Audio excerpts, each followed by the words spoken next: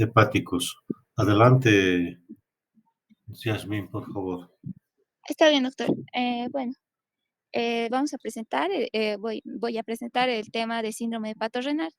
Vamos a comenzar con una pequeña definición, que es, vamos a definir el síndrome hepatorrenal como una insuficiencia renal que ocurre en pacientes, principalmente en pacientes con cirrosis, pero también puede ocurrir en pacientes con ascitis e insuficiencia hepática, ¿no?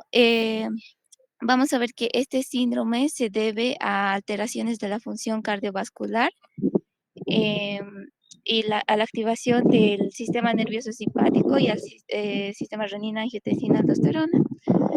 Puede aparecer de forma espontánea Sí. o después de un factor precipitante, como sería Alguien, infección perdón, bacteriana. Yasmin, alguien está metiendo ruidos, por si acaso, ¿no eres tú?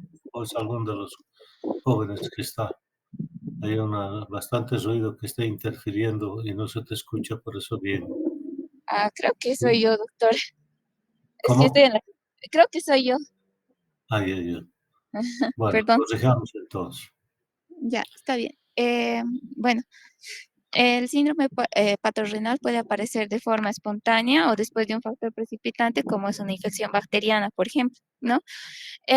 Más que todo, tendríamos que decir que el síndrome patorrenal en realidad se da por una vasoconstricción renal que disminuye el filtrado glomerular, ¿no? Y causa lo que es la insuficiencia renal. En cuanto a la fisiopatología, vamos a ver que se debe principalmente, como habíamos dicho, esa causa se da en pacientes cirróticos, ¿no? Entonces, ¿qué es lo que pasa? Se produce eh, una hipertensión portal, ¿no? Y esto deriva en una vasodilatación arterial esplácnica, razón por la cual disminuye el volumen sistémico, y por lo cual se activan el sistema renina-angiotensina-aldosterona para regular esto como un mecanismo homeostático, y es la razón por la cual se produce una vasoconstricción renal.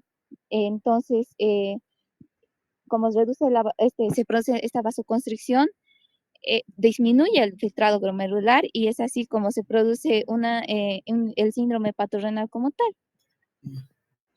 En cuanto al diagnóstico, vamos a ver que el diagnóstico, para que tengamos un diagnóstico definitivo, tenemos que tener por lo menos una creatina sérica de 1.5 miligramos por decilitro, ¿no? Y vamos a ver que para hacer el diagnóstico, en realidad, este es un diagnóstico de descarte. En realidad tenemos que descartar otras causas que puedan haber causado lo que es este síndrome, esta insuficiencia renal, ¿no? Por ejemplo, tendríamos que descartar que se haya producido a causa de un shock, a causa de un tratamiento con fármacos nefrotóxicos, a causa de una enfermedad renal parenquimatosa también, ¿no? Y en pacientes que hayan recibido tratamiento diurético, se tiene que volver a hacer después de la suspensión de este tratamiento la medición de lo que es la creatina sérica, ¿no? Eh, Porque esta también puede causar, ¿no? Lo que es la insuficiencia renal, ¿no? Cuando hablamos de las manifestaciones clínicas, vamos a tener que dividir el síndrome hepatorenal en dos tipos, porque las manifestaciones varían, ¿no? El síndrome hepatorenal tipo 1, como lo vemos ahí, dice, es, como se diría, aguda, por así decirlo, ¿no? Porque se produce rápidamente, bruscamente y es progresiva, ¿no? En un corto periodo de tiempo, ¿no? Y la creatinina en el síndrome patorrenal tipo 1 va a estar superior a 5 miligramos por decilitro. Va a haber lo que es hiponatremia y también va a haber lo que es una hipotensión arterial, ¿no? Y vamos a ver también otros signos de enfermedad hepática avanzada, ¿no? Como ser ictericia, coagulopatías, encefalopatía hepática, va a haber desnutrición con ascitis y también podemos encontrar lo que es edemas, ¿no? En cuanto al síndrome patorrenal tipo 2, se va a manifestar por una insuficiencia renal moderada y que puede ser estable, ¿no? Y la creatinina sérica va a estar de 1.5 a 2 miligramos por decilitro y no va a tener tantas manifestaciones como en el síndrome hepatorrenal tipo 1. La principal manifestación que se va a ver en acá es la ascitis más que todo, ¿no? Y es importante resaltar de este síndrome hepatorrenal tipo 1 que este puede puede progresar a síndrome hepatorrenal tipo 1, ese es lo que se tiene que evitar, ¿no? Y eso lo vamos a ver con el tratamiento, porque el tratamiento también varía del síndrome hepatorrenal tipo 1 al tipo 2. Eh, ¿No? Bueno, aquí vamos a hablar, ¿no? El tratamiento del síndrome hepatorrenal tipo 1 se hace mayormente con vasoconstricción, vasoconstrictores y albúmina, ¿no? ¿Qué vasoconstrictores vamos a usar? Vamos a usar los agonistas de los receptores de la vasopresina 1, como es la teripresina, que se ha mostrado en estudios que asociada a la albúmina reduce al 40 al 50%, ¿no? Se muestran mejorías, ¿no? Luego vamos a tener lo que es la midodrina, ¿no? Y la noradrenalina, perdón, eh, la midodrina y la noradrenalina, que son agonistas alfa-adrenérgicos que actúan en los receptores alfa-1 del músculo liso, ¿no? Bueno, otro tratamiento que vamos a tener es el TIPS, ¿no? Es una prótesis que establece una comunicación entre la vena porta y la vena hepática y esto va a disminuir lo que es la presión portal, ¿no?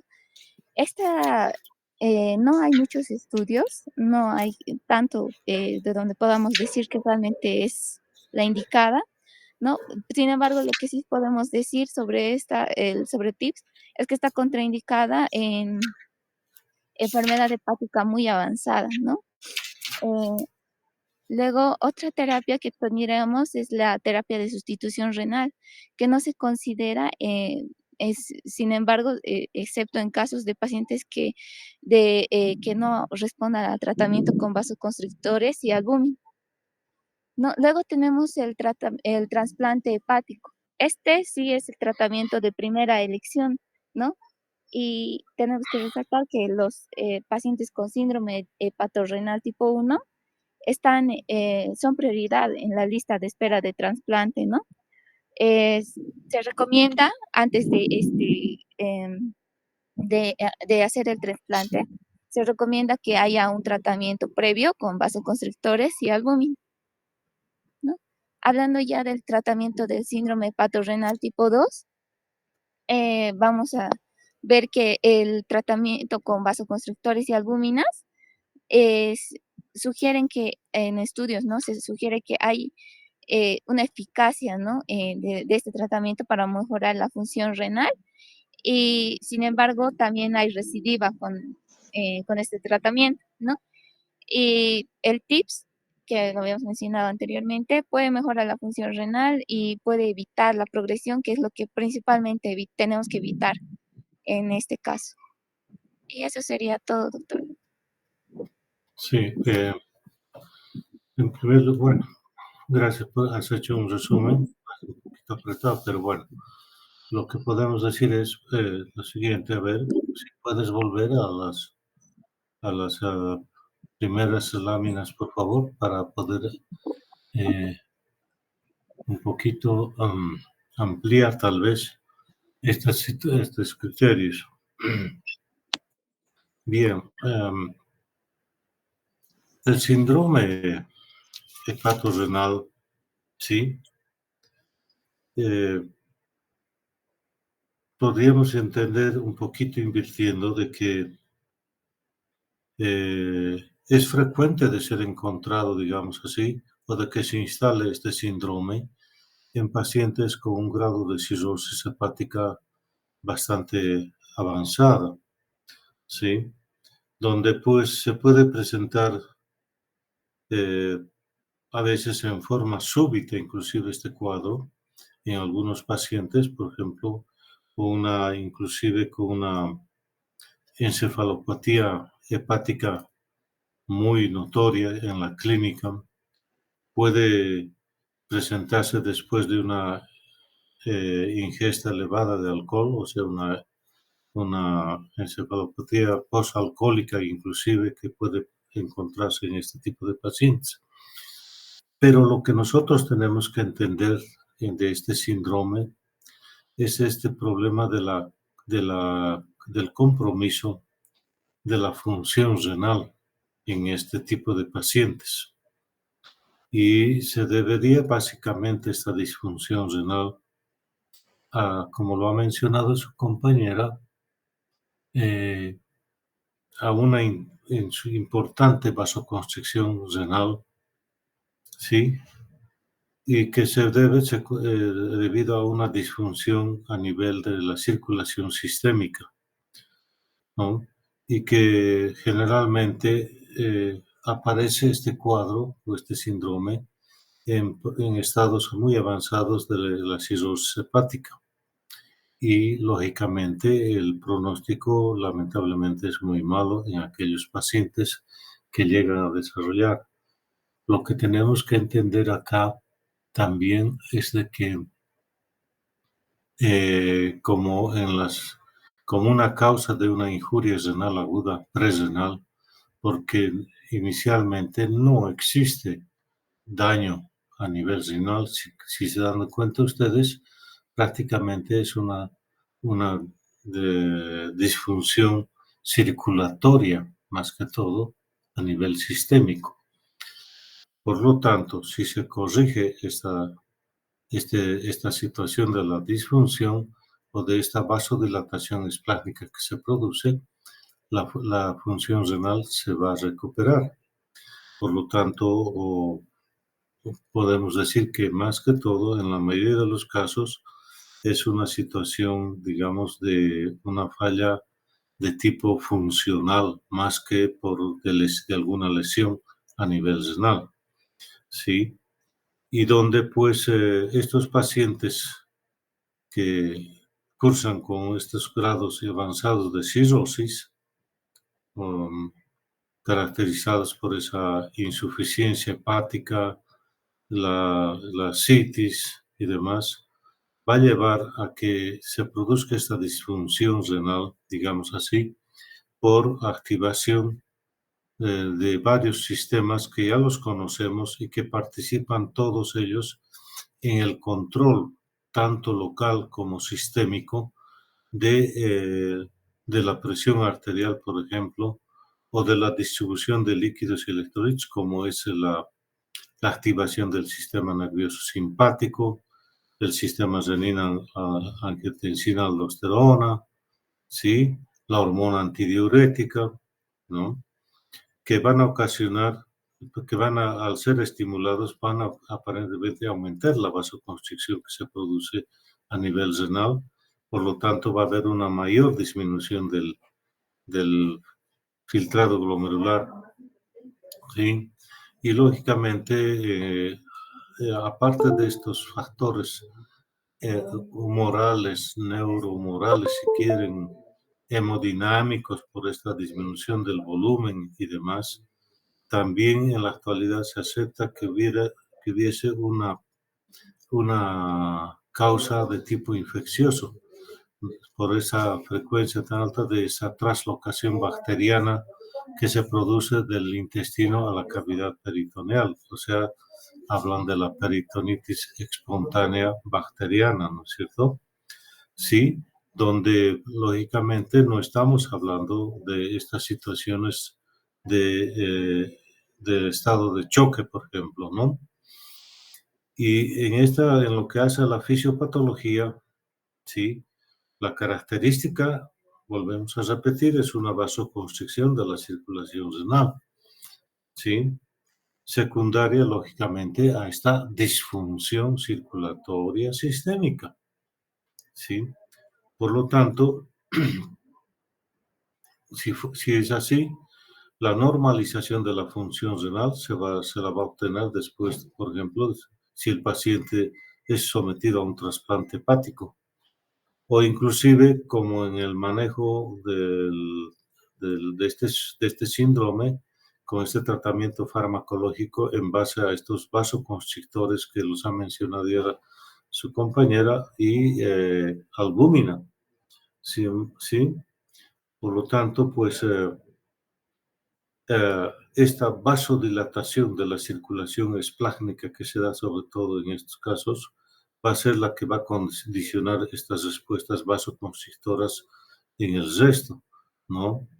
Y esta vasodilatación esplácnica se está dando sobre todo por esa eh, hipertensión a nivel de la circulación venosa portal que se produce en estos pacientes hepatópatas, donde, digamos así, que ese volumen de sangre venosa que tenía que ingresar al territorio venoso hepático, sinusoides y demás, no puede entrar por ese grado de cirrosis avanzada, de destrucción y fibrosis que ya tiene el hígado de estos pacientes, y por lo tanto se acumula este volumen portal venoso, llevando lógicamente como respuesta a esta vasodilatación esplácnica, ¿no? Entonces, aparentemente algunos estudios demuestran de que esta vasodilatación a nivel del territorio esplácnico se debería a una sobreproducción, digamos así, de óxido nítrico, también del monóxido de carbono, de algunos cannabinoides que tienen acción vasodilatadora también. Nuevamente, esta posible traslocación de la flora bacteriana intestinal, ¿sí? Por lo tanto, llevaría esta situación a una reducción del volumen arterial y de la presión arterial. Lógicamente, un descenso a causa de ello, del gasto cardíaco, ¿sí? Y que los sistemas homeostáticos tratan de compensar y recuperar la presión arterial, liberando, lógicamente, vasoconstrictores. Ahí está la participación del sistema renina-angiotensina, del sistema nervioso simpático, la liberación de la hormona antidiurética, lógicamente para tratar de compensar esa disminución del volumen arterial y de la presión arterial. ¿Sí? Esto, lógicamente, a nivel renal nos va a llevar a una retención de sodio y agua, ¿no? Y desarrollándose de esta forma esta acumulación o secuestro de líquidos en la cavidad abdominal, como sabemos, la citis, un grado de edema importante a veces generalizado y lógicamente una hiponatremia dilucional. ¿Sí? Finalmente, si se mantiene ese estado alterado y demás, esa vasoconstricción renal va a llevar finalmente a la reducción del filtrado y lógicamente a la instalación ya del síndrome hepatorenal.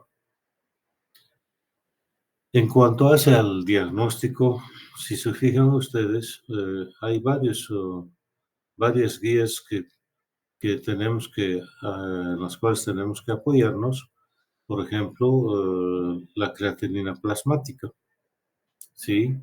Entonces, dentro de uno de los criterios está ese, ¿no? El aumento de la creatinina, como dice ahí el cuadro, por encima de 1.5 miligramos por decilitro, ¿sí?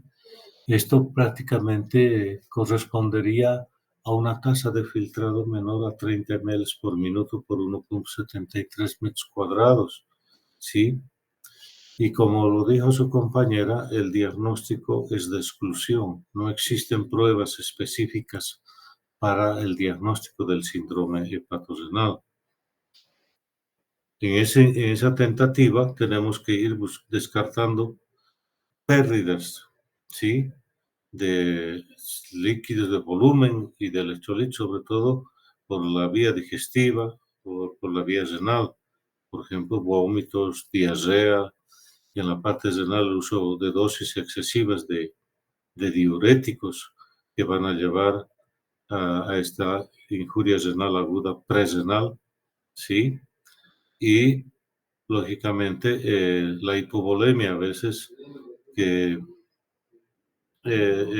a diferencia de lo que se produce en el choque séptico, por ejemplo, o hipovolémico, ya donde existe realmente ya una lesión que es la necrosis tubular aguda, ¿sí?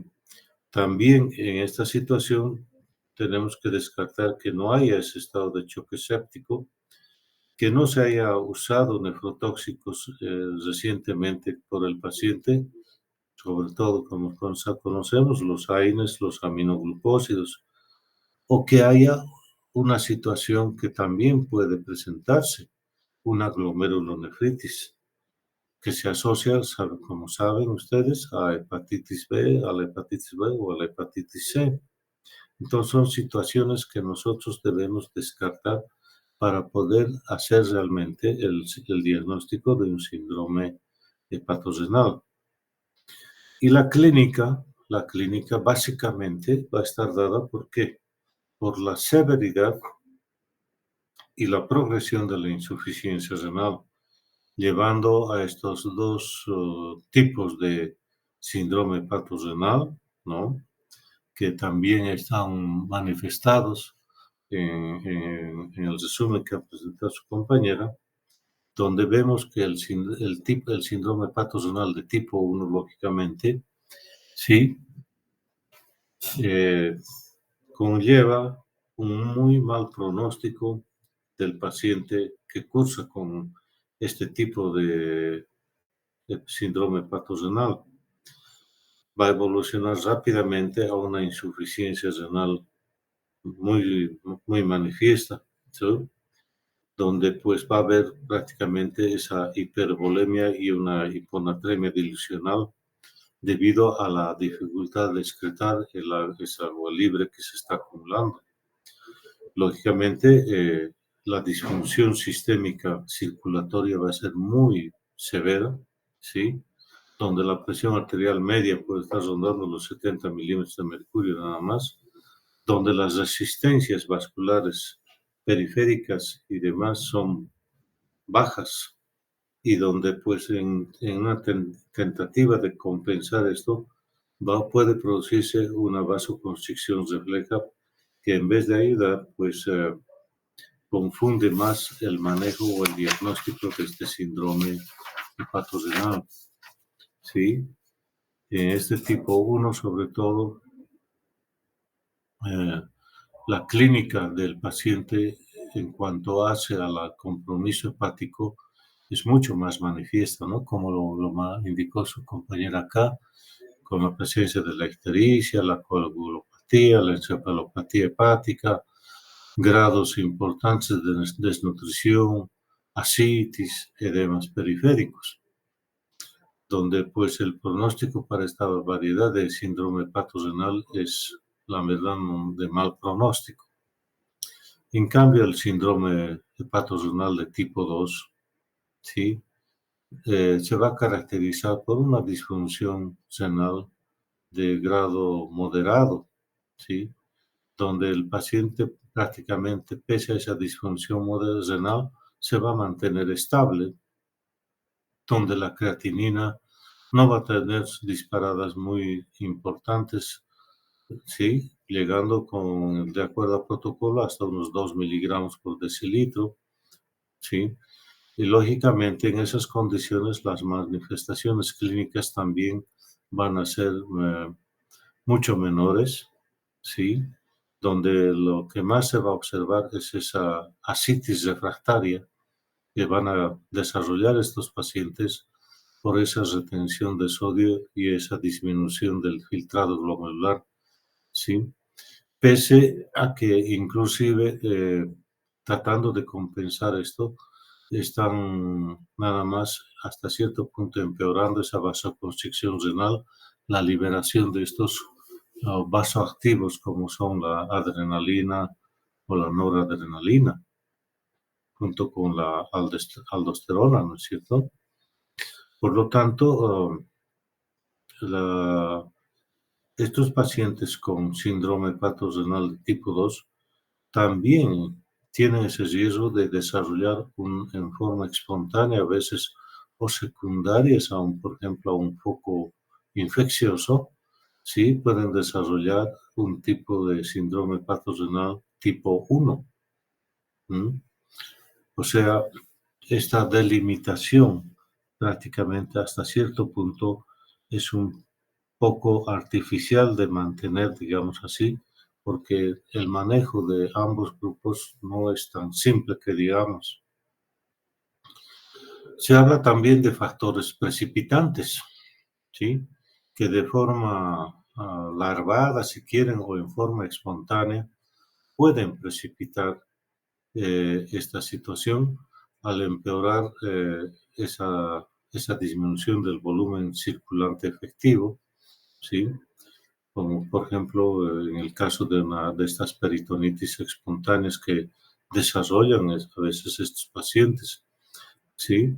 Y que pues lógicamente se puede esperar una reversión de esta deterioro de la función renal una vez controlada el foco de infección, ¿sí? Otro factor que precipita a estos pacientes son las hemorragias digestivas, por ese compromiso que tienen en cuanto a lo que hacen los factores de coagulación. Otra situación que nos puede también precipitar esto es esas paracentesis evacuadoras, ¿no? Con grandes volúmenes de retirado de líquido de la cavidad abdominal, sobre todo aquellas que sobrepasan los 3 o 5 litros inclusive, y más aún si en estos pacientes, después de hacer esta de paracentesis, sí, no se haya hecho una reposición con albúmina, ¿sí? Y que lógicamente esta paracentesis nos puede precipitar también más en forma espontánea, digamos así, un cuadro de este síndrome hepatorenal, que algunos estudios dan hasta un 15% de los casos, ¿no? Justamente por estas terapias.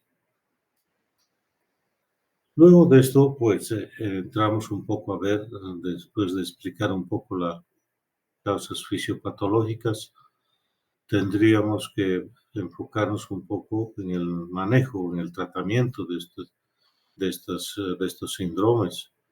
Como medidas generales, ¿sí? Se tienen esto de que eh, en general tratar de evitar todos estos factores precipitantes que hemos mencionado, ¿sí? Reposición de volumen y de electrolitos con mucha precaución, porque por un lado podemos llevar a un empeoramiento de la función ventricular izquierda, ¿no es cierto? Y lo que va a la consecuencia va a ser de eso una mayor salida de líquido a la cavidad peritoneal, una mayor ascitis. Y si vemos por el otro lado, del lado venoso, lógicamente también podemos tener que vamos a aumentar el volumen a nivel pulmonar, de la circulación pulmonar, llevando al paciente a un edema agudo de pulmón. Como verán ustedes, entonces, si bien dentro de las terapias está la reposición de estos volúmenes, también se tiene que hacer con mucha precaución, sobre todo monitorizando los niveles de la creatinina, si ustedes quieren, para ver si estamos yendo en forma cautelosa a querer compensar ese estado hemodinámico que está fallando en estos pacientes, ¿no es cierto? Desde luego que muchos sugieren de que aquellos pacientes en los cuales se ha diagnosticado un síndrome hepatorenal de tipo 1, este manejo o el tratamiento de este grupo de pacientes eh, debe ser realizado en una unidad de terapia intensiva o de cuidados intermedios y más aún si se prioriza en estos pacientes el posible trasplante hepático, ¿no? Entonces, estos pacientes que ya están en programa de trasplante deben ser los que deben ser priorizados en su manejo y tratar de mantenerlo en las mejores condiciones hasta que se someta al trasplante. En cuanto a otro grupo de pacientes, lógicamente, necesitamos monitorizar si el volumen sanguíneo de estos pacientes, el estado de hidratación, y para ello tenemos que echar mano a la colocación de un catéter para medir la presión venosa central, tratando de mantener que esta presión venosa central se mantenga entre los 7 a 8 centímetros de agua para no sobrecargar de líquido a este grupo de pacientes por las razones que ya hemos mencionado. ¿Sí? Una vez estabilizado el paciente, en aquellos pacientes sobre todo del síndrome hepatorenal de tipo 2, ¿sí? Hasta el manejo podría intentarse en forma ambulatoria, ¿sí? Lógicamente, evitando el uso de diuréticos, sobre todo en estos pacientes, o con dosis muy reguladas o controladas, para no exagerar en lo que hace a la depresión de volumen que podemos ocasionar, o la hiponatremia por aumento de la pérdida de sodio, ¿sí? Y en estos casos, algunos protocolos sugieren que a estos pacientes se los maneje con paracentesis periódicas y reposición de albúmina para evitar mayor deterioro, digamos así, de la función renal en este grupo de pacientes. Ya en los últimos años se han tratado de establecer manejos o tratamientos un poco protocolizados, digamos así, en estos dos tipos de síndrome hepatorenal, siendo así que en el tipo 1, lógicamente sabemos que el trasplante es la cura definitiva, digamos así, para estos pacientes. Pero mientras tanto tenemos que valernos de estas herramientas como son el uso de estos vasoconstrictores y la reposición de la albúmina, ¿no? Sobre todo tratando de producir lo que es la base fisiopatológica de este trastorno, de este síndrome, esa vasodilatación esplácnica, ¿no? Lo ideal, lo que se busca es con estos fármacos vasoconstrictores producir esa vasoconstricción a nivel del lecho vascular esplácnico. Lógicamente, al hacer eso, vamos a reducir la hipovolemia efectiva, ¿no? Vamos a mejorar el volumen efectivo, llevando al paciente a una normovolemia inclusive, y lógicamente de esa forma vamos a disminuir esa sobreactividad que tienen estos vasoconstrictores endógenos que hemos mencionado, ¿sí? Lo que nos va a llevar a que se aumente la perfusión renal y, lógicamente, el filtrado glomerular. En este sentido, pues se dispone de la terlipresina, que es un agonista de los receptores P1 de la vasopresina y que actúan sobre todo en el músculo liso vascular. Y algunos alfa-adrenérgicos, como lo mencionó su compañera, la midrodina y la noradrenalina, que actúan en estos receptores alfa-1 del músculo liso. ¿Sí? Muchos de los estudios pregonan el uso tanto de la terlipresina y la albúmina como una alternativa bastante eficaz para revertir el síndrome hepatorenal, sobre todo hasta un 50% de estos pacientes, donde pues la monitorización simple de los niveles de la concentración plasmática de creatinina y de la presión arterial son datos predictores de que el manejo está siendo efectivo, sobre todo en aquellos pacientes de los más inestables, como son los del grupo del tipo 1 del síndrome hepatorenal. ¿Sí? Hay algunos trabajos que también han llegado a usar la adrenalina, los alfa-adrenérgicos, pero todavía no está muy bien establecido porque faltan todavía mayores estudios y grupos poblacionales para demostrar su efectividad. ¿Sí? Cabe también mencionar que este tratamiento con la terlipresina y la reposición de albúmina ha modificado bastante la sobrevida de pacientes del grupo del síndrome hepatorenal tipo 1, ¿sí? Y que en situaciones también importantes, hasta un 15%, se ha visto una recidiva del cuadro, ¿sí? Y en algunos de ellos, al suspender o completar el esquema de esta terapéutica de usar la terlipresina y la reposición de albúmina. También su compañera mencionó el TIPS, o sea, esa derivación o este sham que se hace por sistémico a nivel también transjugular e intrahepático.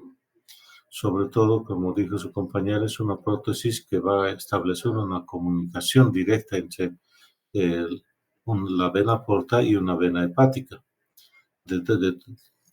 con la idea sobre todo de disminuir la hipertensión portal. ¿Sí?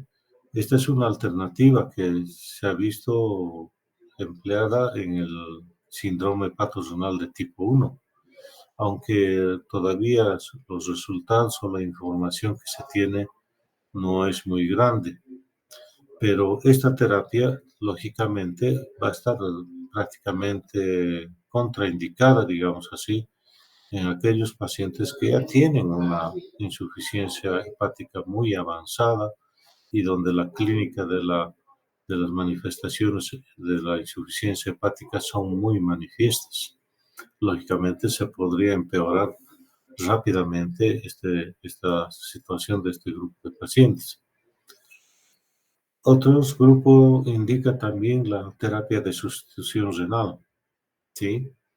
Sobre todo en aquellos que no responden tanto a los vasoconstrictores y a la albúmina, ¿no? Sobre todo en aquellos pacientes que cursan con clínica de una uremia importante.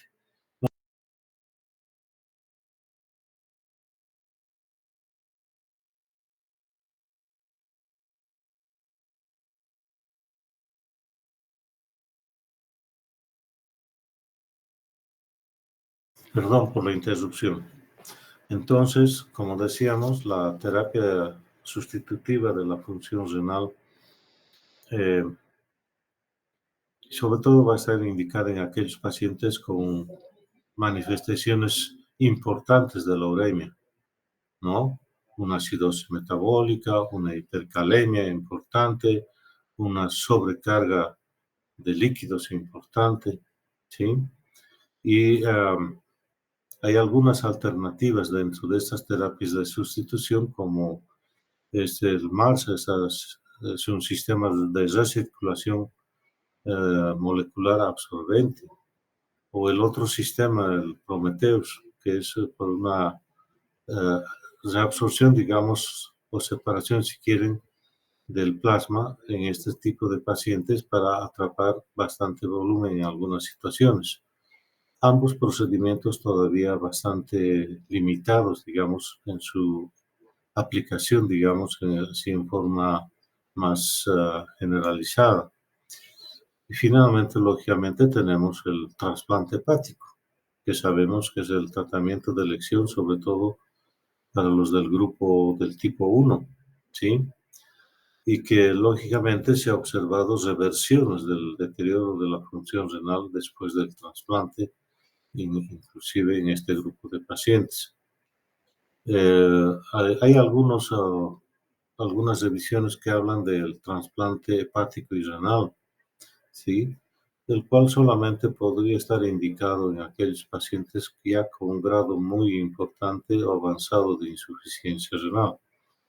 Por lo tanto, lo más prioritario de este grupo de pacientes es el trasplante hepático y en realidad es lo que se debe estimular para este grupo de pacientes. En lo que hace al tratamiento, digamos, hacia un manejo del grupo 2, del síndrome hepatorenal tipo 2, se sigue manteniendo en parte el uso de los vasoconstrictores y la albúmina. Y lógicamente la diálisis estuviera indicada solamente en casos avanzados de insuficiencia renal y en algún caso ya con una insuficiencia renal crónica. En cuanto a esos criterios que he mencionado su compañera en el cuadro para el diagnóstico, ¿sí? Es lo que se está aplicando hasta el momento, ¿no? Donde sobre todo la buena respuesta se espera a los 2 días de instaurada la terapia con terlipresina y reposición de albúmina. Lo que se tiene que observar es una mejor o una disminución, digamos así, en la creatinina plasmática y además un aumento de la tasa de filtrado glomerular. Si pues se consigue eso, pues la terapia está funcionando, ¿sí? Pero lamentablemente muchas veces no va a resultar tan efectiva, ¿no es cierto? No vamos a tener una respuesta favorable. En cuanto al uso de la terlipresina, ya como una indicación para conocimiento, sobre todo de ustedes, se usa 1 miligramo de este fármaco por vía endovenosa en una infusión durante 4 horas. ¿Sí? Si después de 2 o 3 días de haber hecho esta infusión, cada día esa cantidad de terlipresina, se podría aumentar la dosis en algunos casos, sobre todo si observamos un aumento de la creatinina, sobre todo. Y una respuesta favorable a esta terapia sería la disminución de los niveles de creatinina, inclusive por debajo de 1.5 miligramos. ¿Sí? Esta terapia se puede mantener hasta unos 7 días, generalmente una semana, y ver después la respuesta. En cuanto a la midodrina y el octreotide, que son otros vasodilatadores, también se puede aumentar las dosis de ambos, ¿sí? En el caso del uno, por vía oral, la midodrina, en fármaco de 7.5 miligramos, ¿sí? Que se podrían subir hasta 12.5 miligramos por día. O el octreotide, que se usa por vía subcutánea, 100 microgramos de este fármaco, ¿no? Que se podría en algún caso aumentar. La noradrenalina, un fármaco que se dispone más fácilmente en el medio, ¿no? Donde las dosis pueden ser desde 0,5 miligramos hasta 3 miligramos por hora en una infusión continua y diluida, con el objeto de ¿qué? De aumentar la presión arterial por lo menos unos 10 milímetros de mercurio. Y esta infusión de norepinefrina se puede mantener hasta observar que los niveles de creatinina pueden empezar a bajar. En cuanto a la cantidad de albúmina que se usa en estos pacientes, es de 1 gramo por kilo de peso, ¿sí? Entonces, esto se puede llegar inclusive a usar hasta 20 o 40 gramos de albúmina por día en este grupo de pacientes. Con este pronóstico, digamos, relativamente más favorable en el grupo del tipo 2 del síndrome hepatorenal. ¿Sí? Esperemos que con esto pues tengamos un enfoque más así de estos síndromes que estamos revisando en cuanto hace a los trastornos de lo que es la presión arterial y las respuestas eh, de estos sistemas reguladores que prácticamente, si se han dado cuenta, prácticamente entrarían, en vez de ayudar, a perjudicar, cuando se activan, a perjudicar la evolución y el mejoramiento hemodinámico de estos pacientes con este problema de la hipertensión, el síndrome hepatorenal que desarrolla. Si existe alguna pregunta al respecto, por favor, o algún comentario de alguno de ustedes o que haya leído tal vez en otro artículo o revisión, adelante.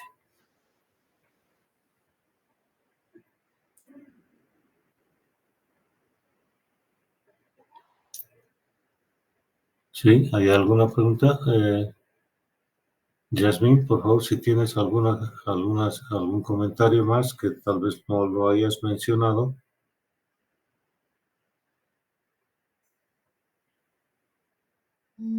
Creo que un comentario importante sería resaltar en cuanto a la fisiopatología, ¿no?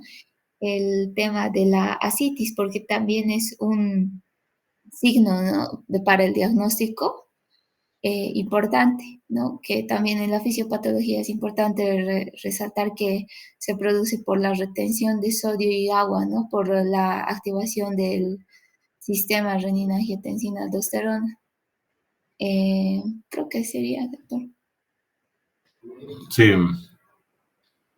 evidentemente estos trastornos hemodinámicos, todos sabemos en que en la parte, digamos así, fisiológica, la permanencia de la estabilidad hemodinámica, digamos así, que se refleja en la presión arterial, la perfusión sanguínea de muchos órganos y demás, sabemos que ese volumen sanguíneo que deben recibir está básicamente en base a estas fuerzas de Starling que tanto conocemos, como es la presión hidrostática, la presión coloidosmótica, inclusive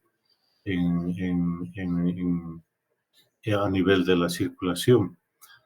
Y a veces también, no, como en estos casos, no podemos descartar otro participante importante como es estos mecanismos locales que se producen, ¿no? En muchos de estos casos con un edema local nada más. Por ejemplo, en un lugar donde existe un sitio, una agresión inflamatoria, infecciosa o traumática, sabemos de la liberación de los mediadores de de la inflamación, las citocinas, citoquinas, eh, prostaglandinas, etcétera, etcétera, vasoconstrictores tipo endotelina, eh, y otros más que llevan a esa traslocación de líquidos, digamos así, desde el lecho intravascular a el intersticial como causa del edema. Y lógicamente el escape de inclusive de electrolitos a ese tercer espacio que llamamos o el espacio extracelular o intersticial. Sí. Como ven ustedes, prácticamente es un desequilibrio en esta hemodinámica eh, normal del manejo de los líquidos y electrolitos o componentes, si quieren, sanguíneos dentro de la circulación, ¿no? Una situación un poco parecida, digamos así, de lejos, desde luego. Eh, ¿A qué situación podemos compararla? ¿Alguien podría mencionar?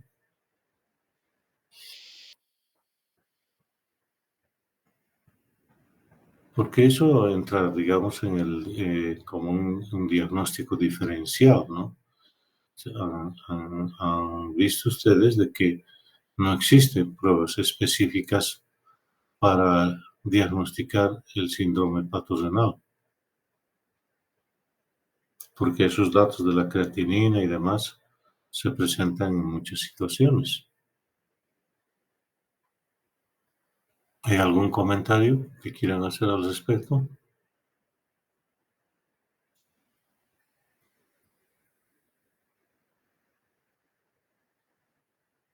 Sí, Yasmín, Alison. Doctor, yo tengo un comentario, pero no va tanto al respecto de lo que acaba de decir, sino que iba más sobre el manejo en el caso de ascitis. En un artículo que leí justamente para síndrome patorrenal de la revista colombiana de nefrología, justamente, mencionaban que cuando hay ascitis en grado 1 y grado 2 se podría utilizar diuréticos. pero luego mencionaba que el uso de diuréticos también tenía que ser con precaución porque podía producir una insuficiencia renal a largo plazo. En ese caso, si no podemos utilizar los diuréticos, nuestro paciente está con ascitis, pero no podemos utilizar los diuréticos, ¿qué procedería a hacer? ¿Una paracentesis quizá? Claro, eso es lo que se está pregonando, ¿no? Realizar a veces paracentesis programadas, lógicamente con todos los cuidados de no contaminar esa cavidad abdominal. Y el otro problema que tenemos, no nos olvidemos que estamos manejando un paciente hepatopata con un trastorno severo de la coagulación. Entonces, también ese es otro riesgo, ¿no? De que podamos producir un sangrado en los lugares de punción que a veces pueden prolongarse mucho tiempo, ¿sí? Entonces, tanto ese dato de la posible contaminación de la cavidad peritoneal o el sangrado que se pueda producir en los sitios de punción, también hay que tomarlos en cuenta cuando vas a hacer estas paracentesis evacuadoras en forma a veces programada, ¿no? Es casi una rutina, por ejemplo, del grupo de gastroenterólogos que están viendo pacientes justamente hepatopatas, ¿no? Entonces, son los que más están realizando estos procedimientos, a veces limitando un poco la cantidad de albúmina que van a utilizar, sobre todo por los costos, ¿no? Sí, de la albúmina. Y apoyándonos un poco con el uso de la terlipresina, que creo que hasta ahora pues no está todavía dentro del vademecum del Ministerio de Salud. Ese es el otro problema con el que se tropieza, ¿no? Por lo tanto, los costos pues son más altos. ¿Algún otro comentario más?